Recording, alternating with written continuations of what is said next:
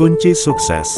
Tahu kan perusahaan atau pabrik itu yang datang melamar untuk bekerja di pabrik itu adalah orang yang mencari pekerjaan orang susah.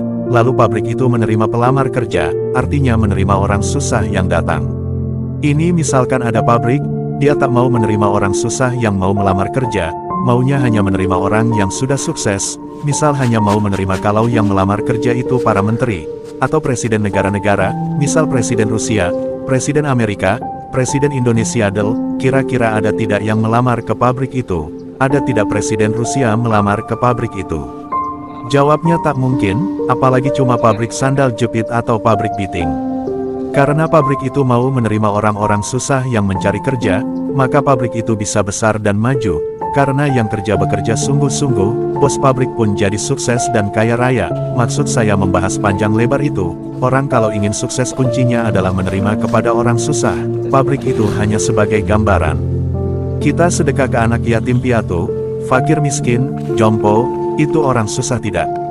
Ya benar, mereka itu orang susah semua, jadi kita memberi santunan anak yatim, fakir miskin, jompo, itu wujud dari kalau kita ingin jadi orang sukses, maka dekati mereka, terima mereka, santuni mereka, maka Allah akan mendatangkan rizkimu dari segala penjuru. Tak usah kamu bekerja secara lahiriah, Allah akan tetap mendatangkan rizkimu, karena kamu tandanya sudah bekerja di perusahaannya Allah. Jika yang kamu berikan santunan baru sedikit, itu tandanya perusahaanmu masih perusahaan skala rumah tangga. Kalau yang kamu santuni sudah ribuan orang, maka perusahaanmu sudah sekelas PT. Kalau yang kamu santuni sudah jutaan orang, maka perusahaanmu sudah sekelas perusahaan raksasa, yang gaji Allah. Bagaimana Allah menggaji? Jika kamu masih bertanya, berarti kamu belum sadar bahwa Allah itu yang mengurusi alam semesta raya. Alam semesta kalau dibanding bumi yang kita tempati ini.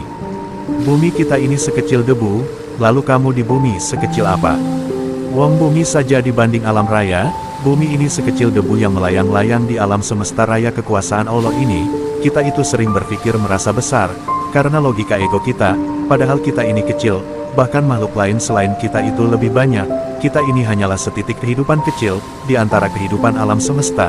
Kita hanya merasa saja, bahwa kita itu berharga, dan besar, padahal kita itu bukan apa-apa. Pikiran kita yang merasa besar, seakan-akan bisa mengatur Allah, yang maha mengatur segala-galanya. Kita ini bisa melakukan kebaikan-kebaikan, amal-amal baik, itu semua sudah dalam genggaman takdirnya Allah. Kita terkungkung dalam ketentuan yang Allah tetapkan, karena kita ini berjalan dalam ketetapan Allah, maka sebenarnya kita ini sebanyak apapun melakukan kebaikan, hakikat kita ini tidak melakukan apa-apa sama sekali, karena semua sudah dalam ketetapan Allah. Ketika rasa merasa beramal itu sudah musnah dalam kehendak dan pemikiran kita, karena tahu semua kebaikan itu sudah ditetapkan oleh Allah. Ketika kita melakukan amal kebaikan, maka amal itu baru ada nilainya di sisi Allah. Makin musnah rasa merasa, maka makin besar pula Allah menilai amal kebaikan yang kita lakukan. Tandanya makin hilang rasa merasa, adalah wujudnya tak lagi menghitung-hitung amal kebaikan kita. Kembali ke dasar amal kebaikan. Contoh sedekah.